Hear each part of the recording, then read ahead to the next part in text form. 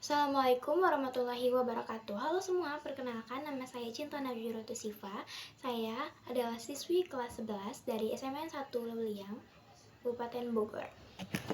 Kemajuan ilmu pengetahuan teknologi menyebabkan berkembangnya pula perubahan gaya hidup dan pola pikir masyarakat secara signifikan dalam berbagai aspek.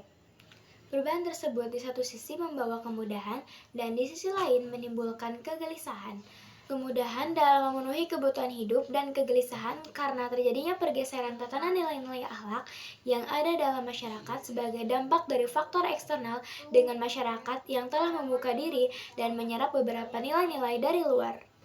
Hal ini bisa menyebabkan rusaknya tatanan akhlak atau krisis akhlak sebagai manusia yang dimana akan kehilangan jati diri dan bisa terjerumus ke dalam tindakan yang tidak terpuji seperti korupsi, kolusi, nepotisme, pelecehan seksual, perampokan hingga menghilangkan nyawa seseorang. Jadi, akhlak sangat penting untuk kehidupan setiap manusia, baik secara pribadi maupun masyarakat, karena dengan akhlak seseorang dapat menyempurnakan kepribadiannya.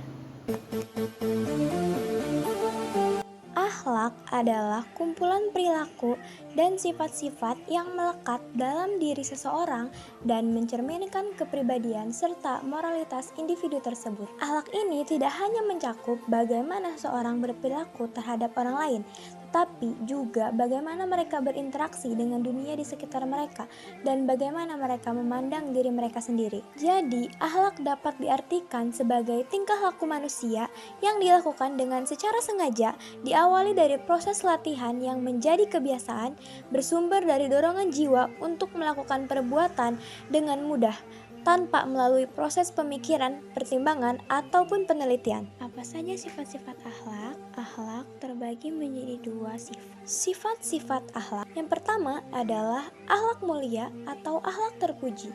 Akhlak mulia atau akhlak terpuji adalah sikap dan tingkah laku yang mulia atau terpuji terhadap sesama manusia dan lingkungannya.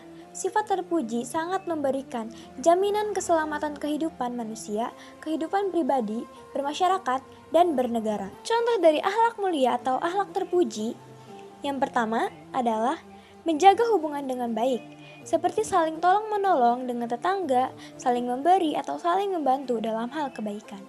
Kedua, berkata benar atau jujur. Dengan jujur, kita akan melahirkan sebuah kepercayaan antara suatu orang dengan orang lain. 3. Sabar. Keempat, rendah hati. Kelima, adil. Keenam, rela berkorban. Ketujuh, lembut dan santun. Yang kedua adalah akhlak buruk atau akhlak tercela. Akhlak buruk atau tercela yaitu sikap dan tingkah laku yang buruk terhadap sesama manusia dan makhluk lain serta lingkungannya. Berdasarkan dari pengertian akhlak buruk, maka diharapkan agar setiap manusia untuk menghindari sifat tercela karena ini sangat merusak kehidupan manusia baik dalam kehidupan pribadi, berkeluarga, bermasyarakat maupun berkehidupan bernegara. Contoh akhlak buruk atau tercela adalah yang pertama, sombong. Kedua, mudah marah. Karena kondisi mudah marah yaitu berarti kondisi emosi yang tidak bisa terkontrol yang mengakibatkan perilaku yang tidak menyenangkan orang lain. 3. Iri hati. Keempat, kikir. Kelima, berbuat aniaya, yaitu perbuatan yang akan merugikan orang lain, baik materi maupun non-materi. Akhlak terpuji harus ditetapkan dalam kehidupan sehari-hari, yaitu dengan cara memiliki rasa tanggung jawab, jujur, saling tolong-menolong, rendah hati, toleransi, berbicara dengan sopan, mendengarkan orang lain dengan penuh perhatian, dan menghormati pendapat orang lain. Perilaku terpuji sendiri merujuk pada tindakan atau sikap yang dianggap baik, mulia, dan pantas dihargai di dalam masyarakat. Maka dari itu, kita perlu untuk menjauhi sifat-sifat tercela dan berusaha untuk memperbaikinya dengan cara 1. Memahami apa itu akhlak tercela. Kedua, menentukan nilai-nilai pribadi. Ketiga, mengembangkan kesadaran diri.